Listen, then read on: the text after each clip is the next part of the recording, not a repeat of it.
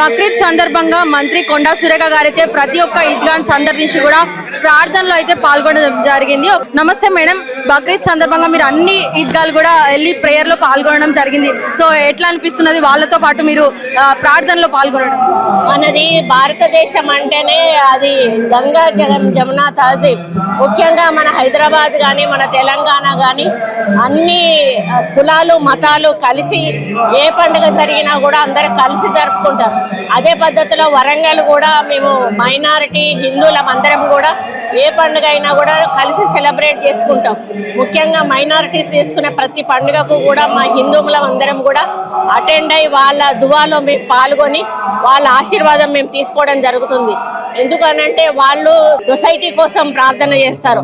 Society బాగుండాలి, సొసైటీలో ఉన్న ప్రతి ఒక్కరు కూడా బాగుండాలి అని ప్రార్థన చేస్తారు. ఆ ప్రార్థనల వల్ల మన సమాజంలో ఒక మంచి శాంతి నెలకొనే అవకాశం ఉంటుంది. ఈ బక్రీద్ అనేది త్యాగానికి గుర్తుగా జరుపుకునేటువంటి పండుగ. ఈ త్యాగాన్ని గుర్తు చేసుకుంటూ వాళ్ళు ఈ బక్రీద్ను సెలబ్రేట్ చేసుకుంటారు. మరి దాంట్లో ఏంటంటే ముఖ్యంగా వాళ్ళు ఇతరులను కూడా పేదవాళ్ళను కూడా వాళ్ళతో సమానంగా చూసుకొని ఉన్నవాళ్ళు లేని వాళ్ళు అనే తేడా లేకుండా అందరూ కలిసికట్టుగా సమానంగా జరుపుకునేటువంటి పండుగ ఇది. అట్లాగే దేవుణ్ణి ప్రార్థిస్తూ మాకు మంచి రోజులు ఉండాలి, మాకు మంచి భవిష్యత్తు ఉండాలి, మన దేశం బాగుండాలి, రాష్ట్రం బాగుండాలి. ఈ విధంగా ప్రపంచం అంతా కూడా ముస్లిమ్స్ ఎక్కడెక్కడ ఉన్నారు అందరూ కూడా ఈ యొక్క బక్రీద్ పండుగ రోజు ప్రార్థనలు చేసి ఇంటికి వెళ్ళి వాళ్ళు మంచిగా భోజనం చేసుకొని అందరూ తిని హ్యాపీగా వాళ్ళు ఈ దేవుని ద్వారా అంటే కొంచెం ముక్తి పొందడం జరుగుతుంది. కాబట్టి ఇది ఒక గొప్ప పండుగ. ఈ పండుగకు మేము రావడం అదృష్టంగా భావిస్తా ఉన్నాం.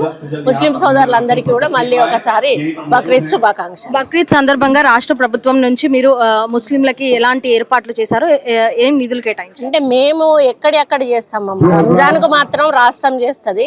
ఇట్లాంటి పండుగలకు ఎక్కడ కార్పొరేషన్ వాళ్ళు అక్కడ చేస్తారు. ఇప్పుడు మాది కార్పొరేషన్ వాళ్ళకి చెప్పి ఇక్కడ లైటింగ్ గీటింగ్ అంతా అరేంజ్ చేపిస్తాము. వాటర్ ఫెసిలిటీ అవన్నీ కూడా వాళ్ళు చూసుకుంటారు.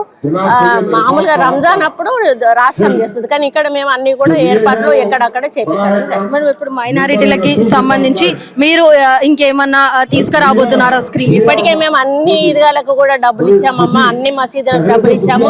ఇంకా ఎక్కడైనా ఇప్పుడు ఈరోజు మైనారిటీలకు 450 ఇల్లు కూడా ఇవ్వాలనుకున్నాము.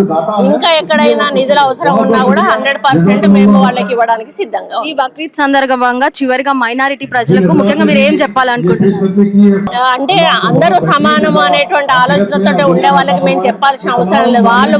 వాళ్ళు సరిగా చూసుకుంటారు. ఎవరైతే లేని వాళ్ళు ఉన్నారో ఉన్న వాళ్ళని చూసుకుంటారు.